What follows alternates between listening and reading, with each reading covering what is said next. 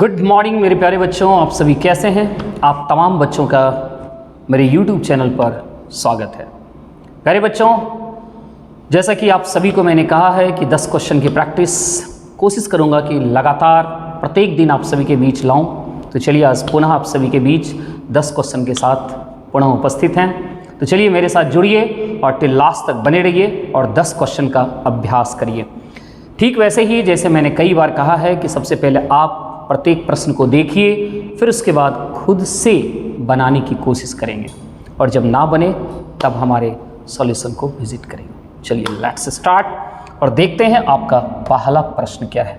This is your first question बच्चों, आपकी screen पर दिख रहा होगा और आप बनाने की पूरी कोशिश करें, ट्राई योर बेस्ट। और उसके बाद जब ना बने तब जरूर सॉल्यूशन का विजिट करें। मैं क्वेश्चन पढ़ देता हूँ। क्वेश्चन कह रहा है दो संख्याओं का लघुत्तम समापवर्तक 156 है और उनका महत्तम समापवर्तक 26 है। यदि संख्याओं का अंतर भी 26 है तो संख्याओं का योग क्या होगा। एक्चुअली समापवर्तक नहीं होता, लघुत्तम समापवर्ती होता है ना। टाइपिंग मिस्टेक है, डोंट वरी। तो आप समझ रहे हैं लघुत्तम समापवर्त दैट इज एलसीएम दिए हुए हैं और एचसीएफ दिया हुआ है और उस दोनों नंबर का अंतर भी दिया हुआ है और संख्याओं का योग पूछ रहा है कि संख्याओं का योग क्या होना चाहिए। चलो बच्चों सॉल्यूशन किया जाए इस प्रश्न को और देखा जाए कि ये प्रश्न क्या कर रहा है। दो संख्याओं का एचसीएफ 26 है। बच्चों जब दो संख्याओं का एचसीएफ दिया हुआ हो तो आप इसे सबसे पहले मानने का तरीका देखिए कैसे दो नंबर मानेंगे। तो हम मानेंगे कि एक संख्या हमारा 26A है और दूसरा संख्या 26B है, क्योंकि जो एचसीएफ होता है उस एचसीएफ से जब आप दोनों नंबर में डिवाइड करिएगा तो दोनों नंबर पूरी तरह से डिवाइड होगा, तो किसी न किसी बार में डिवाइड होगा। मैंने मान लिया कि पहला नंबर A बार में डिवाइड हुआ और दूसरा नंबर B बार में डिवाइड हुआ, तो जिससे डिवाइड हुआ उससे गुना कर देंगे तो ओरिजिनल नंबर मिल जाया करेगा। जैसे एज फॉर एग्जाम्पल आप समझ लीजिए 8 में 4 से भाग लगाएंगे तो कितने बार में, 2 बार में, तो जितने बार में कटा उसको इससे गुना करेंगे तो वो नंबर मिलेगा कि नहीं मिलेगा। तो 26 से डिवाइड किए तो सपोज करिए पहला A बार में कटा और दूसरा B बार में कटा, यानी पहला नंबर 26 है और दूसरा नंबर 26B। यही तरीका होना चाहिए बच्चों हमेशा संख्या मानने का। आइए दो नंबर आपने मान लिया, इस दोनों नंबर का क्या दे रखा है, एलसीएम दिया है। तो बच्चों इस दोनों नंबर का एलसीएम क्या होगा, तो आप कहोगे एलसीएम होगा 26AB और ये एलसीएम किसके बराबर, 156 के बराबर। ये 26 से बच्चों कितने बार में कटता हुआ दिख रहा है, 6 बार में, यानी A गुना B का वैल्यू कितना हो गया, 6 हो गया। अब आप यहाँ से एस्टिमेट करिए कि किस दो नंबर को गुना करने से 6 हो सकता है। आइए तो शुरुआत 1 से करेंगे, 1 गुना 6, फिर 2 गुना 3 और जैसे अगला जाएंगे 3 गुना 2 रिपीट होने लगे वही स्टॉप कर देना है। और बच्चों एक से ध्यान रखना, ये जो पेयर होना चाहिए ये पेयर हर हाल में को प्राइम होना चाहिए। को प्राइम मतलब सह अभाज्य होना चाहिए, मतलब इस दोनों के बीच एक के अलावा कोई भी कॉमन फैक्टर नहीं होना चाहिए। तो मुझे लग रहा है ये भी को प्राइम है और ये भी को प्राइम है, मतलब दोनों ही पेयर सेलेक्ट हो जाता। ऐसे सवाल में कभी कभी आपको ये भी पूछ लेता है कि बताइए ऐसे कितने जोड़े संभव हैं, इसका उत्तर होता 1 और 2, यानी 2 जोड़े संभव होते। लेकिन यहाँ तो कुछ और पूछा है, यहाँ पूछा है उन दोनों संख्याओं का योग बताइए। तो पहले संख्या पहचानना पड़ेगा कि संख्या कौन सा होगा, क्या ये पेयर सेलेक्ट होगा या ये पेयर सेलेक्ट होगा, देखते हैं। बच्चों उसने कहा कि संख्याओं का अंतर कितना होना चाहिए, 26 होना चाहिए। संख्याओं का अंतर कितना होना चाहिए, 26 होना चाहिए। आप बताइए इस दोनों का अंतर यदि आप करोगे तो 26A - B होना चाहिए, राइट बच्चों। यदि ये डाटा आप सिलेक्ट करते हैं, ये डाटा सिलेक्ट करते हैं, तो क्या इससे जो नंबर आएगा उस नंबर का अंतर 26 हो रहा है क्या, तो आप कहेंगे 26 नहीं हो रहा है। अब देख लो, एक संख्या 26 और एक संख्या 26 गुना 6, तो 26 जब कॉमन लेंगे और दोनों को घटाएंगे तो 6 में से गया 5, यानी 26 × 5 = 130 हो जा रहा है। दैट इज डिफरेंस जो है वो आपका 26 ना होके क्या हो गया, 130 हो गया। इसका मतलब ये जोड़ा सेलेक्ट होने वाला नहीं है, तो जो बचा वही जोड़ा सेलेक्ट हो जाएगा। और आप देख लो 26 गुना 2, 26 गुना 3, 26 कॉमन लेंगे दोनों का अंतर 1, 26 गुना 1 दैट इज 1, यानी दोनों का अंतर हमें कितना मिल रहा है, 26 मिल रहा है। दैट इज यहाँ से पता चल गया कि हमारा जोड़ा कौन सा सेलेक्ट हो रहा है, 2 गुना 3। अब आपसे पूछा था संख्याओं का योग बताइए, संख्याओं का योग that is 26a plus 26b, 26 common लेंगे बच्चों a प्लस b और a plus b that is 3 2 5 26 25 130, यानी आंसर कौन सा होना चाहिए 130। तो शायद उम्मीद करते हैं बच्चों ये सवाल एलसीएम और एचसीएफ का बहुत अच्छा सवाल है और ऐसे सवाल आए दिन आपकी परीक्षा में पूछता रहता है। यदि आप समझ गए तो निश्चित रूप से एग्जाम में क्वेश्चन को बना पाएंगे। चलिए अगला क्वेश्चन देखिए, दूसरा नंबर क्या कहता है, क्वेश्चन को पढ़िए और try your best. Hamid, Clement और गणेश के वेतन का अनुपात 3:5:7 है। यदि गणेश को हामिद से 884 रुपये अधिक मिलते हैं तो क्लेमेंट का वेतन कितना है। बच्चों मैथ की भाषा में जब कभी भी अधिक और कम बोले आप हमेशा उसको अपनी भाषा में समझिए। दोनों के बीच का डिफरेंस दिया हुआ है, दोनों के बीच का डिफरेंस दिया हुआ है। हामिद और गणेश की चर्चा किया है तो हामिद पहला है और गणेश तीसरा है। इस दोनों के बीच रेशियो अंतर कितना दिख रहा है तो आप कहोगे रेशियो अंतर 4, और रुपया में दोनों के बीच अंतर कितना बता रहा है 884। रेशियो 1 का मान 4 दूनी 8 दैट इज 221। आपसे पूछे क्लेमेंट का वेतन बताइए। क्लेमेंट बीच वाला आदमी है। क्लेमेंट कौन सा है बच्चों, बीच वाला आदमी है। दैट इज 5 का वैल्यू बताना है। 5 का वैल्यू 5 से गुना करेंगे और इकाई अंक 1 में ही 5 दिख रहा है, गुना करने की आवश्यकता नहीं है, सीधा उत्तर मार देंगे बी। और जब कभी भी उत्तर लगाने की कोशिश करिए तो आप इकाई अंक जरूर विजिट करिए, ना कि पूरा कैलकुलेशन करते रहिए। आंसर कितना फास्ट देते हैं ये सबसे ज्यादा मायने रखता है बच्चों कंपटीशन में, राइट। चलिए देखते हैं अगला प्रश्न क्या है। किसी स्टेशन मास्टर ने एक आयताकार डिजिटल बोर्ड की लंबाई को 5% बढ़ाने और चौड़ाई को 5% कम करने का निर्णय किया। बोर्ड के क्षेत्रफल में कुल कितना परिवर्तन होना चाहिए। बच्चों ऐसे सवाल बहुत फेमस हैं, उस जमाने से लेके इस जमाने तक और आगे आने वाले जमाने में भी पूछते रहेंगे, बड़ा ही फेमस है। तो आइए सवाल को ए बी फॉर्मूला से बना दिया जाए। वृद्धि के लिए प्लस और कमी के लिए माइनस चिन्ह का प्रयोग करते हैं। क्या है ए बी फॉर्मूला, तो ए प्लस बी प्लस ए गुणा बी बटे 100 इसी फॉर्मूला पे बैठा दीजिए।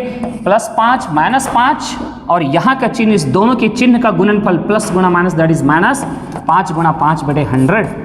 बच्चों ये +5 -5 ये दोनों कटेगा, 25 बटे 100 का मतलब हुआ 0.25, और जब चिन्ह निगेटिव आ जाए तो समझिएगा कमी हो रहा है, और जब पॉजिटिव आ जाए तो समझिएगा वृद्धि हो रहा है। तो यहाँ क्या होना चाहिए 0.25% की लॉस नहीं है, प्रॉफिट एंड लॉस नहीं है, यहाँ डिक्रीज होना चाहिए, कमी होना चाहिए। डोंट वरी, मीनिंग समझिए, भावना समझिए, बात हो गई, राइट। यानी आंसर कौन सा होना चाहिए 3 नंबर, सॉरी ए नंबर। तो चलो बच्चों अगला क्वेश्चन आपकी स्क्रीन पर ये रहा। ये भी बहुत फेमस सवाल। किसी संख्या को 119 से विभाजित करने पर शेषफल 11 बचता है। यदि उसी संख्या को 17 से विभाजित किया जाए तो शेषफल क्या होगा। बच्चों इस तरह के सवाल में आप क्या करो, पहली बार में जो शेषफल बचा, पहली बार में जो शेषफल आया उसी में डायरेक्ट भाग लगा के शेषफल बताया करिए। 17 से भाग लगाइए, और जब 17 से भाग लगाने गए तो जिसमें भाग लगा रहे हैं वो ऑलरेडी छोटा है। जब छोटा हो तो भाग नहीं लगाइएगा, जो संख्या है वही आपका क्या हो जाएगा शेषफल हो जाएगा। यानी आंसर कौन सा डी नंबर। यदि बड़ा नंबर होता 17 से तो भाग लगाते और जो शेष आता वही क्या हो जाता उत्तर हो जाता। तो उम्मीद करते हैं आप ये सवाल भी समझ गए होंगे। आइए क्वेश्चन नंबर 5 को देखा जाए। जब किसी वृत्त की त्रिज्या 18 गुना हो जाती है, अब इसकी परिधि पिछली परिधि की कितनी गुनी हो जाएगी। प्यारे बच्चों एक चीज याद रखना, जब कभी भी त्रिज्या यदि 2 गुना कर दिया जाए, त्रिज्या 2 गुना कर दिया जाए, यानी कुछ भी गुना, मान लेते हैं a गुना जनरल फॉर, त्रिज्या a गुना कर दिया जाए तो याद रखिएगा उसकी परिधि और उसका व्यास है ना, ये भी a गुना ही रह जाएगा, व्यास भी a गुना ही रह जाएगा। लेकिन गलती से क्षेत्रफल पूछ ले बच्चों तो a स्क्वायर कर देना, a स्क्वायर गुना हो जाएगा, राइट। इन बातों का आपको याद रखना है। किसी वृत्त की त्रिज्या 18 गुना किया, त्रिज्या 18 गुना, तो कहता है बताओ उसकी परिधि कितनी गुनी हो जाएगी। तो मैंने आपको क्या बताया कि जब त्रिज्या a गुना तो परिधि भी उतना ही गुना रह जाता है, मतलब 18 गुना ही रह जाएगा। आंसर कौन सा डी नंबर होना चाहिए, राइट बच्चों। चलिए नेक्स्ट क्वेश्चन आपकी स्क्रीन पर। किसी गिफ्ट बॉक्स, क्वेश्चन कौन सा था, 5 ही था ना, ये 6ठा होगा। किसी गिफ्ट बॉक्स में 10 चूड़ियाँ हैं। पहली 4 चूड़ियों का औसत भार 55 ग्राम, शेष 6 चूड़ियों का औसत भार 56 ग्राम, सभी चूड़ियों का कुल औसत भार बता दो। तो देखो बच्चों, पहली 4 का औसत 55 तो 4 का कुल योग 4 गुना 55, फिर आगे 6 जो बचा शेष, उस शेष का औसत 56 तो 6 का कुल योग 6 गुना 56, और सभी का औसत पूछा तो औसत का क्या है बेसिक कॉन्सेप्ट, कुल योगफल बटे कुल संख्या, यानी सारे योग में सारी संख्या कितने बच्चों 10 हैं, 10 से भाग लगा दीजिए, काम बन जाएगा। राइट, 4 पचे 20, 4 पचे 20, 2 22 एंड प्लस 6 6 के 36, 6 पचे 30, 3 33, दोनों को जोड़ के 2 से भाग लगा दो बच्चों, कितना 500, 500 और ये 556 हो रहा है, 556 और 10 से भाग लगाएंगे तो कितना हो जाएगा 55.6। The answer must B D number. Right बच्चों, कोई परेशानी नहीं है। आइए द क्वेश्चन नंबर 7, ये बहुत ही सरल क्वेश्चन कहा जाए, सिंप्लीफिकेशन है और अक्सर ये सब क्वेश्चन आपके एग्जाम में पूछता रहता है। जोड़ घटाओ गुना भाग यदि आता है, बोर्ड मास का रूल आता है तो ये सवाल आप बना दोगे। देखो बच्चों, यहाँ 17 दिख रहा है, यहाँ भी 17 के टर्म में से आसानी से ट्रांसफर किया जा सकता है। आपको पता होना चाहिए कि 289 जो है 17 का स्क्वायर है, और स्क्वायर पे स्क्वायर है तो जब पावर पे पावर होता है दोनों पावर गुना हो जाता है, यानी इसका मतलब हो गया 17 पे पावर 4 गुना 68। भाग है, भाग कर दीजिए 17 पे पावर 5, ऐसे भाग कर दिया जाएगा। राइट, और गुणा कितना है बच्चों 1021, इसे सॉल्व कर लीजिए। 17 पे पावर 4 से 17 पे पावर 4 की कहानी खत्म हो जाएगा, एक 17 बचेगा। नीचे क्या बचेगा, एक 17 और एक 17 से मैं कटा देता हूँ, 17 चौकी 68, 4 से गुना करिए तो 4 इकाई 4, 4 दूनी 8, क्या लास्ट में 84 कहीं दिख रहा है? Yes, the answer must B D number. सही है बच्चों, सही है। Okay, now the next question is on your screen, is like this. अमीर 850 उपहारों को अपने 4 बच्चों में बांटता है। पहले बच्चे के हिस्से में आई उपहार दूसरे बच्चे के हिस्से में आई उपहार का 2 गुना, तीसरे बच्चे के हिस्से में आई उपहारों का 3 गुना और चौथे बच्चे के हिस्से में आई उपहारों का 4 गुना। सभी आपस में बराबर है। पहले और दूसरे बच्चे दोनों को कुल मिलाकर कितने उपहार प्राप्त हुए? This is the question from your ratio and proportion बच्चों। तो आइए इस सवाल को डील करते हैं। 4 बच्चों में उपहार बांटा गया और कहता है कैसे बांटा गया। तो पहले बच्चे को जितना मिला, दूसरे के हिस्से को मतलब दूसरे को जो भी मिला, और तीसरे को जो भी मिला, और चौथे को जो भी मिला, इस सभी में देखिए रिलेशन क्या कर रहा है। कहता है पहले बच्चे के हिस्से में आए उपहार। मान लेते हैं कि पहला बच्चा को कितना मिला, ए मिला, दूसरे को कितना मिला, बी मिला, तीसरे को सी मिला और चौथे को मैंने मान लिया डी मिला। राइट बच्चों, कहता है पहले बच्चे के हिस्से में आए उपहार दूसरे बच्चे के हिस्से में आए उपहार का 2 गुना, दूसरे बच्चे के हिस्से में आए उपहार का 2 गुना, और तीसरे बच्चे के हिस्से में उपहार का 3 गुना, और चौथे बच्चे का क्या हो रहा है 4 गुना।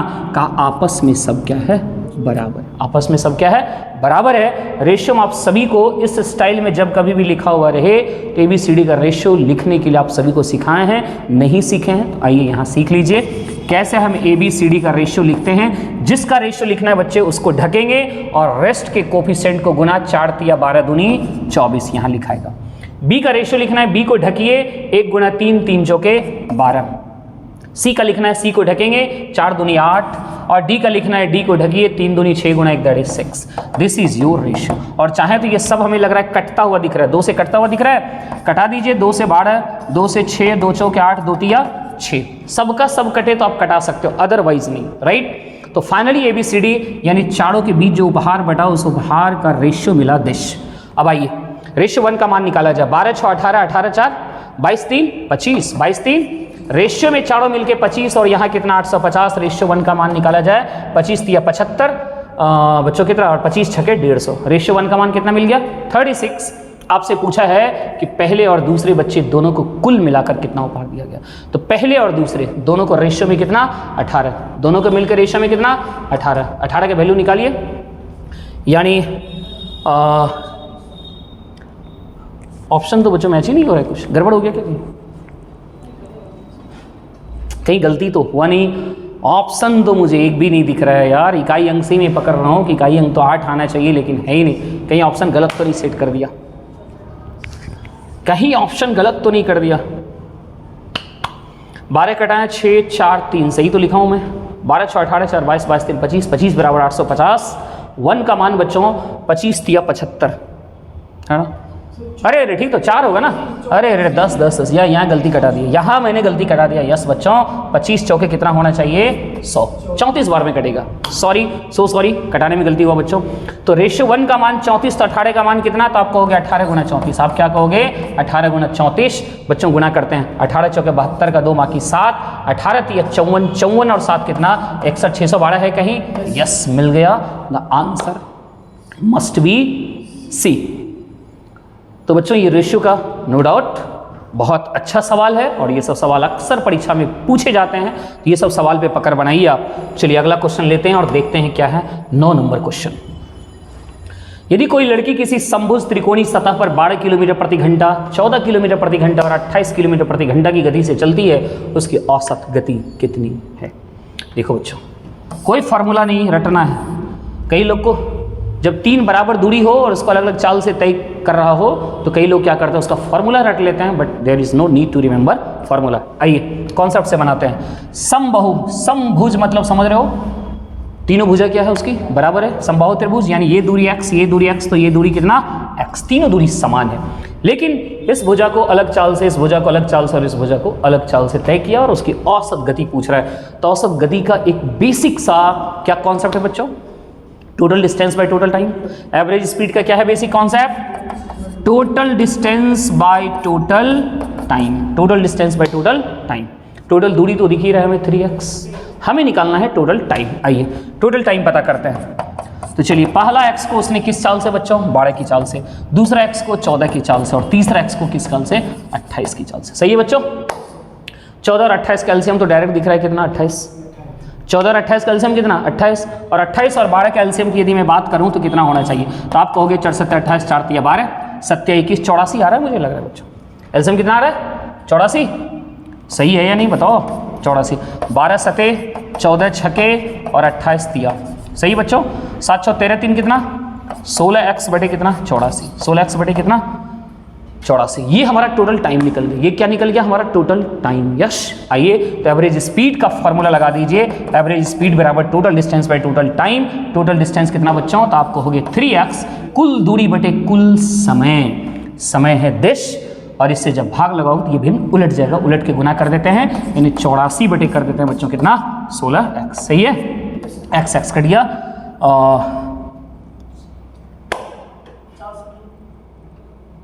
अच्छा पॉइंट में है ना? ओ हमें लगा कि एकदम इंटीजर पार्ट है, कोई बात नहीं, तब तो ठीक ही जा रहा है। 4 चौके 16, 4 दूनी 8, 21, 21 दिया 63 बटे कितना? 4 भाग लगाओ 15 चौकी 60, 4 से 15.7 कहीं दिख रहा है। Yes the answer must B 15.75।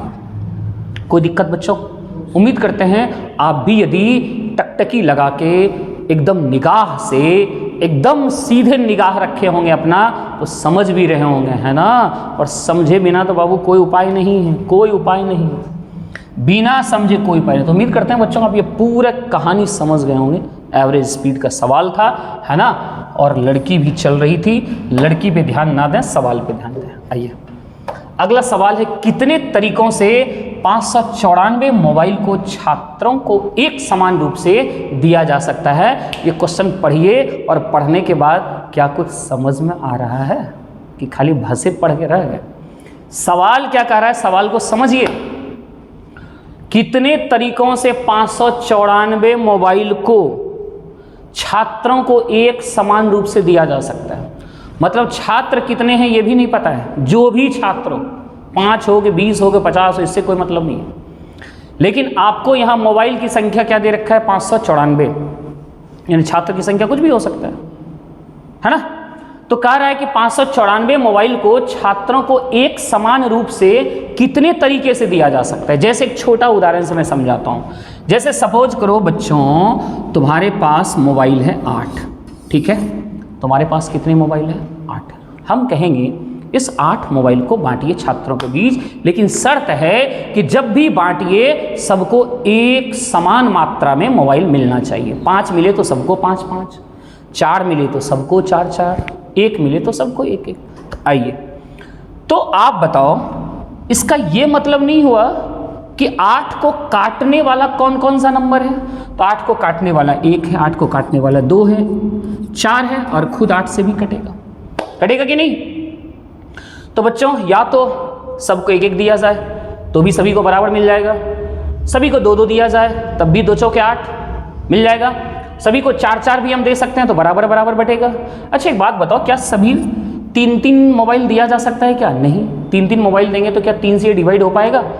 नहीं। तो अब आप कुछ बातें समझ पा रहे हैं? कहना क्या चाह रहा है? वो कहना ये चाह रहा है कि जो मोबाइल की संख्या है, इस मोबाइल को जब बांटना है तो किस तरीके से बंटना चाहिए? बराबर बराबर मात्रा में बंटना चाहिए बच्चों, राइट। तो बराबर बराबर मात्रा में तभी बटेगा जब इसको डिवाइड करने वाला नंबर हो।